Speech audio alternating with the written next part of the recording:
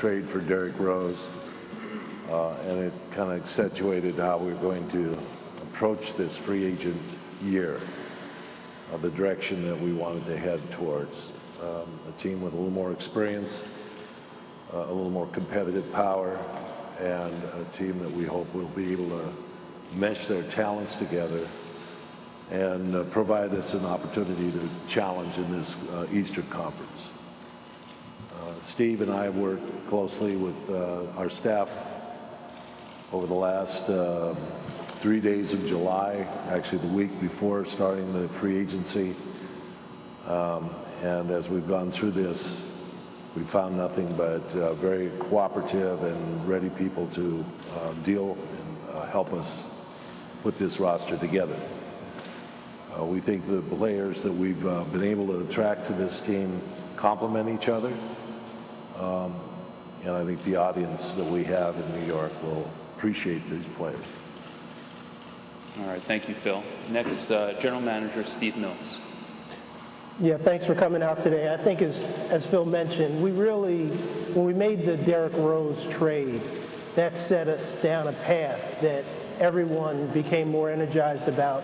The team, we were able to lay out what we wanted to try to get accomplished in free agency. The picture became much clearer for us, and I think we were able to get the guys that we wanted to be part of this group to move forward with. I think we were able to do it by putting together a more competitive team immediately, but also not sacrificing anything moving forward in terms of potential room with the cap as well as draft picks. And I really think, you know, what happened with a guy like Lance Thomas to me was indicative of how players were feeling about our team. I mean, Lance called me probably 4 times from the time we made the trade.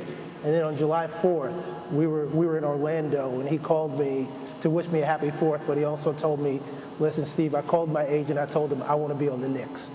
I don't want to talk to any other teams. I don't want to have any other conversations. Just figure out a way to make me part of the team. I'm really excited about where you guys are moving. So that was sort of generally the feeling that players had about what we were getting accomplished. So for us, that was a really positive sign. All right, thank you, Steve. And next, head coach Jeff Hornacek. You know, just to piggyback on what Phil and Steve had said, a couple weeks ago when they made the trade for Derrick, I said, hey, that's great. We got Carmelo, KP, Derrick, maybe 1 or 2 other guys still under contract, but who's the rest of the roster? And these guys have done a great job of filling in guys that are going to play a big role in this team. There were several holes at that point, and they've plugged them all, I think, perfectly. And I'm excited to see these guys, the new guys. When you see them on other teams, I admire them from afar, watching them play, what they did for their teams. And I think the biggest thing is that these guys have found team guys that want to win, want to go out there and lay it out there. And that's what's exciting for a coach, is to have a group of guys now that we know who we have, and after talking to all of them, seeing what they say about how excited they are for the season, it's a great start.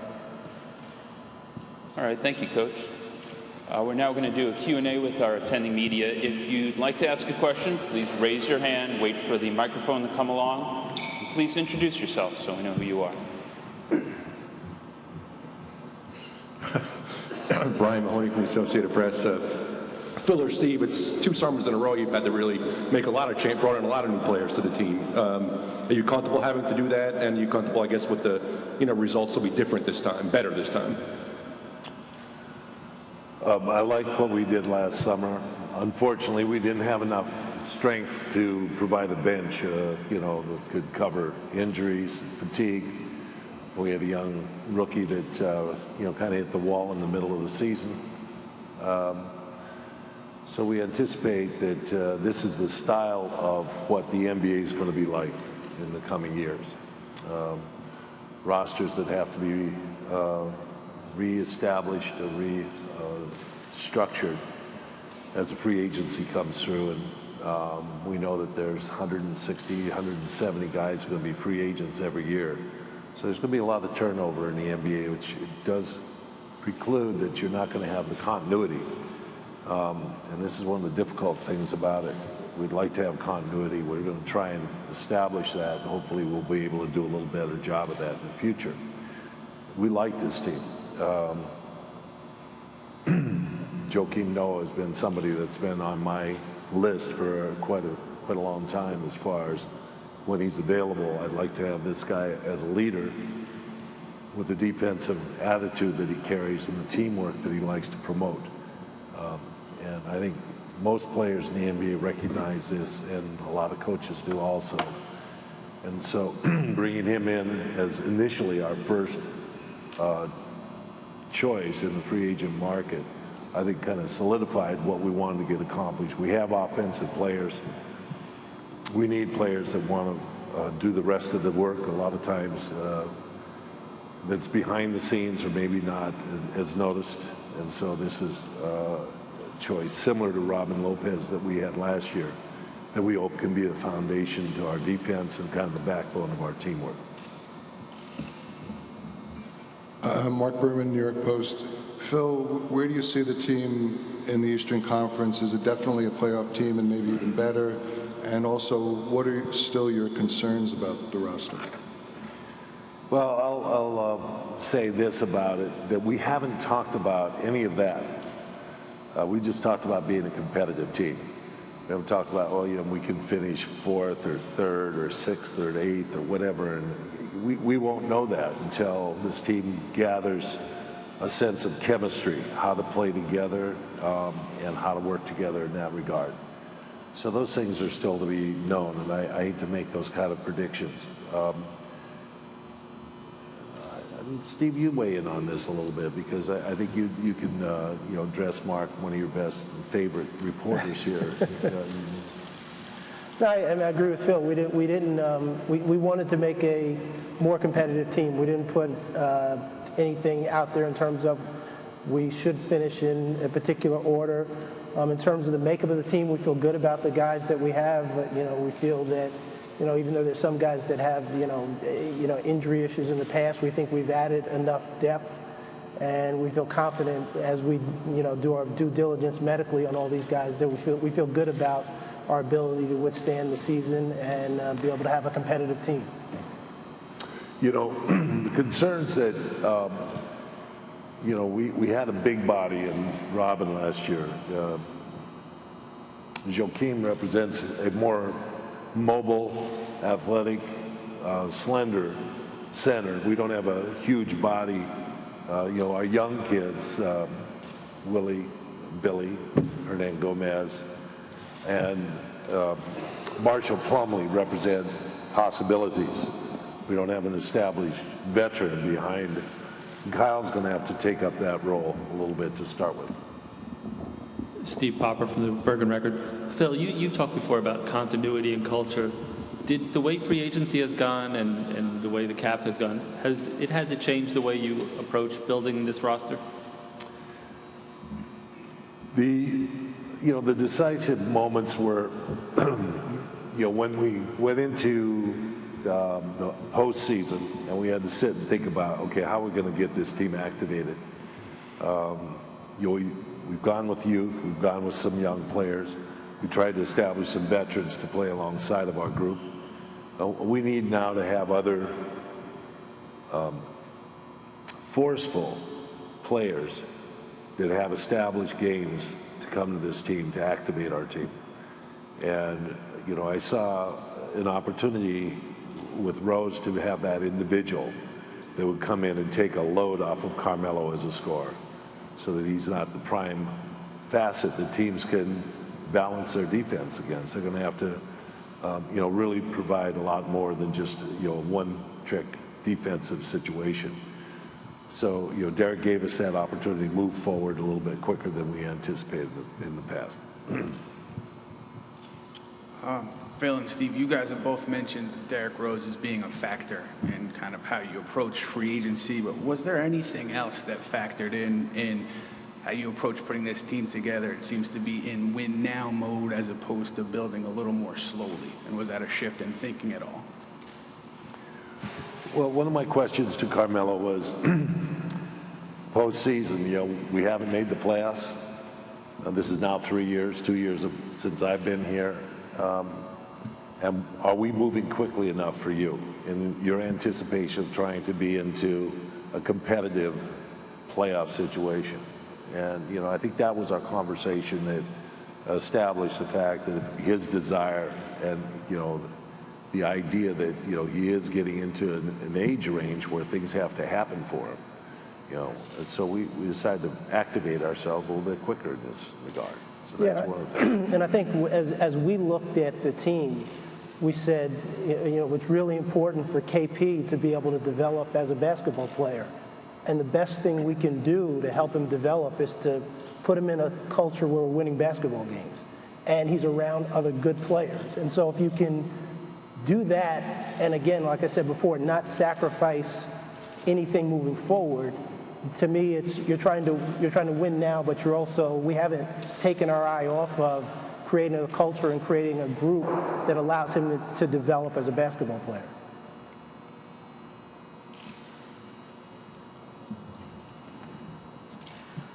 Hi, Chris Herring from the Wall Street Journal. I guess I'm just wondering what sort of variance possibilities do you see with this team? I think people look at the names on the roster and feel like it could win a considerable amount of games, but it's also a roster that, between the point guard, the center, and the backup point guard, that over the last 2 years have missed a decent amount of games due to injury. How much did you guys factor that in when you were building the roster, and kind of what level of variance do you feel like there is, or in terms of the injuries these guys have had? I missed that third word that you used. What kind of variance did you say? Variance? No doubt. Having looked at Derrick Rose and his career, and then understanding, this is a young player, probably the youngest MVP since that I can remember, since, Wes Unseld, who was a rookie and won the MVP. Probably was older in age than, Derrick was, but that's an amazing factor for his career. But last year he had a situation where I thought he was coming back healthy and had the occipital eye injury that kept him out of training camp. He couldn't do any work, had to come back and wear a mask with blurred vision to start a season. I thought that really colored his season, and that he was healthier than everybody was making giving credit for. This is a young man. I mean, the players we have brought on are all young men, even though they've had some injuries. Noah's one of the older guys, and kind of the gramps in this group. But his injury was a shoulder injury, which is repairable. And what we look for in this business is what happens with the foundation, the legs. Brandon Jennings, obviously a concern. Achilles tendon is a big concern, but he's had a year, and this is a year for him to do that. And so we're aware of this, and it's also given us the opportunity to take this risk. It's a risk-reward situation. We're aware of this. We think the reward's going to be great, but there always is risk, so we're aware of it. Phil and Steve, what are you expecting from the European player Kuzminskis? What you could tell us about him, and why was Courtney Lee such a priority? I'll handle the Kuzminskis. Mindy. No, Kuz. I'm going to call him Kuz. Kuz. Or Kuz. We felt like we needed an agile, mobile three that had some ability to shoot distance, spread the court. He represents a player that's probably going to take, acclimating to the NBA. We understand that, but we also think it gives us another opportunity to play smaller, quicker, wider extension of spacing, and provides an athlete that I think people are going to enjoy watching play. Courtney Lee?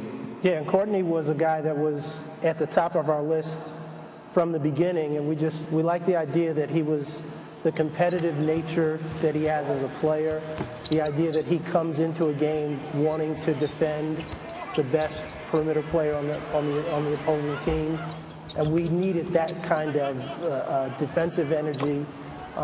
His ability to make shots. He just was a guy that is an all-around player and someone who has a history of starting in this league. I think when we looked at our team last year, when we looked at our roster, did we look down and say, okay, we have all these guys are legitimate starters in this league, and one of our goals was to come away with, when you look at this group, we say everyone, they have a place in this league as a starter, and Courtney definitely fit that bill for us, so he was really important to us from the start.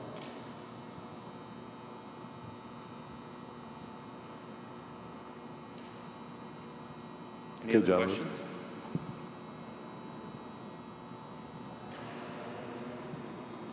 Boy. Oh, Chris Herring has a question. Maybe just one last thing for Okay. Phil. Can you expand on, you said that you went to Carmelo, or you talked with Carmelo and you said, are we moving fast enough? Just in terms of competing, contending, he obviously said that he wanted to try to contend for a championship before his career is over. What exactly did you tell him in that response, and did that kind of spur you to go look at Derek?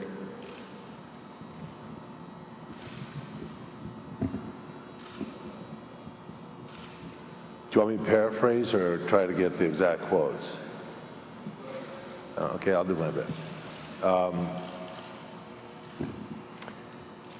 I think Carmelo said, I think our first priority is to get a point guard. And so we tossed around our ability to go out to get a point guard in the free agent market. And that was one of our talks. We talked about how to build or rebuild the team, including other players, but that seemed to be a priority. And as I looked down the list, I did not want to go out and spend a lot of cap dollars chasing what I thought was going to be a very competitive point guard situation in the free agent market. And so we went for Plan B, which was really a Plan A in my head. I like that idea of using a trade factor. Losing, Robin Lopez, was, like getting a tooth pulled. It was not easy. We didn't want to lose him. We liked him, and Jose's been a guy that we've always liked, even though our fans really never gave him an open market or open heart. We liked who Jose was. So Jaren has a future. And we made a move last year to draft him in the draft process that we hoped that he was going to be a starter at some point in our so we had to give up something. And that's what you have to do in this game to do that. You hope that the trades work for both teams. And, that's the way we felt we had to go about this business. So that was the decision. Now that's it. I won't tell you anything more. Ian Begley, ESPN.com. I guess this Is that it? Was that the last question? Ian, do you want to? Please. Let's let Ian get it. Thank you. For all three of you guys, or any of you, what did you think about Kevin Durant choosing to go to Golden State, and does that impact your approach or thinking at all with this club? It is what this NBA's turned out to be. It's been, it's open field right now, and that's the way it's going to be for a while. It looks like that. The players allowed this to go forward instead of smoothing it, so there's tons of money out there, and it gave everybody an opportunity to do some major moves in the NBA. When all this settles down, we'll see how it happens. But it's a very interesting, compelling team that Golden State's put together. And it made us. Excuse me, Steve. No, go ahead. I was part of a team that did this in 2004 with the addition of Karl Malone and Gary Payton, along with Shaq and Kobe, etc. That was looked on as accumulating a lot of stars. Didn't work out for us because we had injuries as we go forward. But those things happen, and it's not the first time. The first time might have been when Wilt Chamberlain was traded to Los Angeles and they had Jerry West and Elgin Baylor. And everybody said, oh, how are we going to beat that team? And the Knicks came back and beat them that next year, and Boston beat them the year before. So it doesn't guarantee a championship. It does guarantee a team that's going to be watched. It's going to be very competent. I think it just made us feel good about our approach in terms of how we dealt with free agency this year. I mean, we knew that KD wanted to go to a team that he felt like had a chance to win a championship this upcoming season, and we didn't fit that bill. Now, we know that if he had made a decision to make a 1-1, we would have had a meeting with him, because then we would have been one of those teams that he would think about for the following year. And that's if he stayed in OKC. But with the idea that he made the decision to go to Golden State, even though he'll do a 1-1, my assumption is that he'll stay there. I think from the coaching standpoint, glad he stayed out west. You know, when you look at this free agent where everybody's signing, you're looking how it fits other teams. I was in the West long enough to see those teams out there, and that if it wasn't going to be to the Knicks, stay out west was fine by me. Oh, I want Bondi to ask a question, because I don't want the Daily News to say that we ignored them, like happened the last time when you guys foisted something on our. Do you have a question? I was going to ask the Kevin Durant question, but he stole that from me. So you guys answered it, so I appreciate it. Thank you. All right, gentlemen, thank you so much. We're going to do our photo opportunity with our players. To Steve Mills and Jeff Hornacek, and interesting that Phil Jackson talking about the fact that the Knicks strategy formed at least in part in conversations with Carmelo Anthony about the organization's need perhaps to move faster than it might otherwise because of Melo's closing window and his desire to get this team back into the playoffs.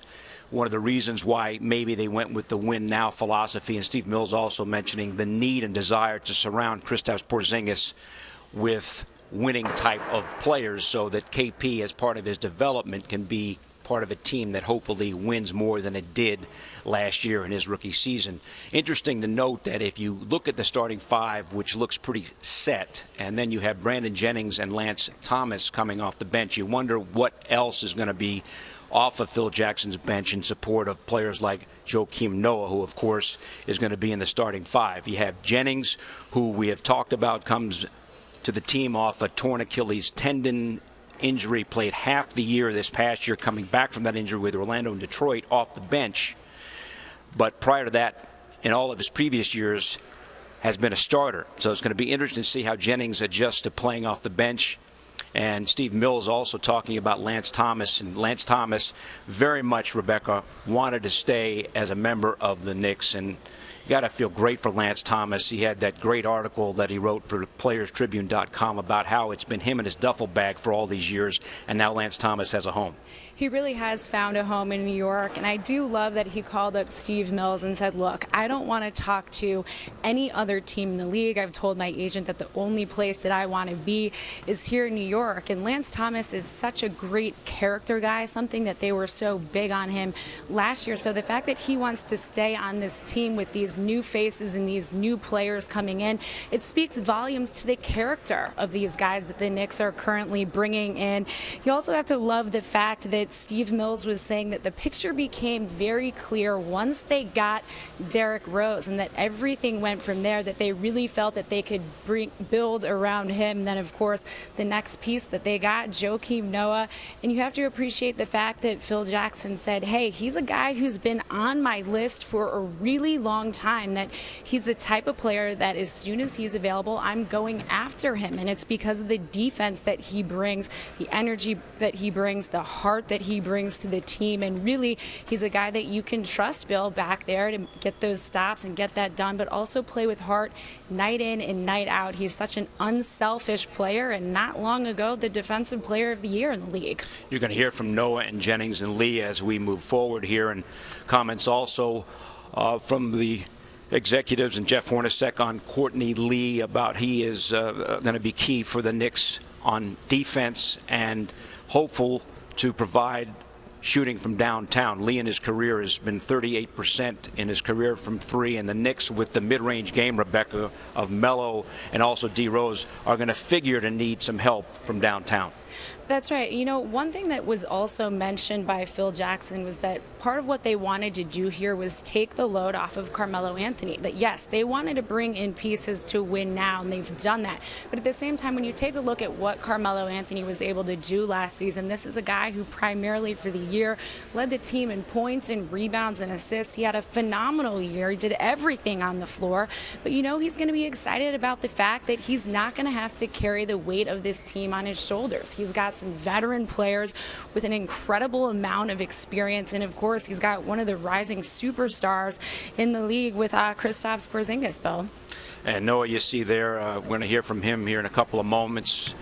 The injury problems that Noah has gone through, well documented, played at only 29 games last year, had the shoulder operated on. But Rebecca, interesting story that Noah ran into Phil Jackson earlier before the free agency period and proved to Phil Jackson that his shoulder was okay. Let's go over to Rebecca now, standing by with the Knicks coach. Thanks, Bill. Well, Coach, you know, you've been here for about a month now. Did you ever imagine that 1 month later this was going to be the roster you were going to be looking at? No, a month ago when they traded for Derek, there was only 3 or 4 guys on the roster, so they didn't know how it was going to unfold. You know, there were some thoughts out there of how it could unfold with different positions, and you know, Phil and Steve did a great job of filling exactly what we were looking at, and I'm excited to get this going. One of the first things that you talked about when you came to New York was making sure that the Knicks took a look at the backcourt this summer, and you were interested in seeing how that was going to come together. Getting Derrick Rose and then now Brandon Jennings, how does that get you excited about what you can do? Well, obviously I think the NBA game today is a lot of pick and rolls. You know, we're not going to do as many. We still want to run some of the aspects that they've had here before with the triangle, but it gives us a threat, you know, with Brandon and Derek to be able to break down the defense, open it up for some of our other guys. And I think the biggest thing for me is seeing the roster the way it's shaped up is if I'm an opposing coach, I'm looking at this team going into the game saying, okay, who are we focusing on? Are we going to try to stop Carmelo tonight? Are we going to try to stop KP? So the way I look at it is they can only do so much. Somebody's going to have opportunities, and the more talent you have, the better. How does that affect what you think you can do in terms of the things that you can run, knowing that you're always going to have a prolific scorer open? Yeah, it gives us a lot of different things we can do. I think in the triangle offense, the automatic offense, it could lead to anybody having it. And so, you know, some nights, some guys might have a big night, depending on the way the defense plays, and other nights, you know, another guy might, and we can open it up. I feel that we're a pretty good defensive team. We have length. We can do a different stuff with maybe some traps, some zone, get us out in the open court, and then let these guys' ability take over. And speaking of the defense, bringing in a guy like Joakim Noah, how does it affect what you can do, knowing that you guys have him as a last resort there? Well, not only a last resort, he's going to be kind of the head of that defense. He's going to be yelling out to guys. I love Joe's energy, the way he's out there yelling at all the guys what's happening, because the big guy is the guy that's sitting there watching the whole play develop. You know, he's on that back line. And so for him to be able to help direct some of our guys defensively, hey, get to the left, rotate to the right, whatever it is, that's a huge thing for us. And outside of just the X's and the O's, something that has been so important to this team is bringing in the right kind of guys, the culture guys, the guys who want to win, play unselfishly. What's your impression of spending time now with these guys now that you've had a chance to meet them? So far, so good. I think everybody's always tells you we want to win, we'll do whatever it takes. Now they have to follow through on that. And every guy I've talked to has said, hey, you know, I love the moves, I love the way the team looks. If we can just play together and play unselfishly, we can be a darn good basketball team. And for a coach to hear that, you know, that's what we'll emphasize all year. The move's not quite finished yet. What else would you like to see? Well, I think we have pretty much a good positioning at every spot. You're always looking for more guys that, in case somebody gets hurt, who can step up. And if somebody has to step up, who's the next guy in line? So until you get the final 15th spot filled, you're looking for the best guy out there. I think we have most of the positions covered. So whatever Phil and Steve can come up with in those last positions will be good. Coach, thanks for your time. You certainly have a lot to be excited about. Bill, let's shoot it back over to you. Okay, Rebecca, so right now Knicks have 12 players on the roster, and there's mutual interest between the Knicks and Sasha Vujacic about possibly bringing him back to play for the Knicks once again next year. We're back with more. We'll hear from some of the new Knicks as we continue right after this. Stay with us, everyone.